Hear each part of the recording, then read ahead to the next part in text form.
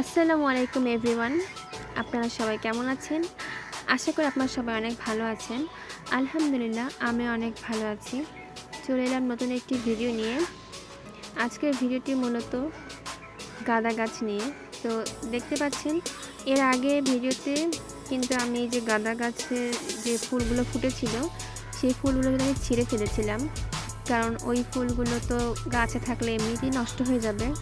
তো আমি ফুলগুলো ছিঁড়ে মালা গেঁথেছিলাম, আবার আমার টেবিলের মধ্যে সাজিয়ে রেখেছিলাম। তো এখন দেখুন তারপরে কিন্তু আলহামদুলিল্লাহ এখনও অনেকগুলো কলি আর অনেকগুলো ফুল কিন্তু আবারও ফুটেছে।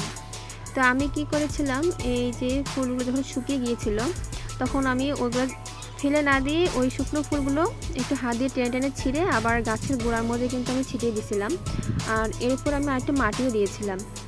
তো আলহামদুলিল্লাহ আমি কি বলবো, আমি এতটা খুশি হয়েছি যে আমি ওই যে শুকনো ফুলগুলো যে ছিটিয়ে দিয়েছিলাম আর উপরে মাটি দিয়েছিলাম, ওই শুকনো ফুলগুলো থেকে কিন্তু আবার ছোট ছোট অনেকগুলো চারা বের হয়েছে। মানে এটা দেখে আমার এতটা খুশি লাগছে, আমার খুবই ভালো লাগছে, একটা অন্যরকম ভালো লাগা। তো আপনারা যারা আমার মতো গাছপ্রেমী আছেন তারাই বুঝবেন যে এই ভালো লাগাটা কীরকম ভালো লাগা।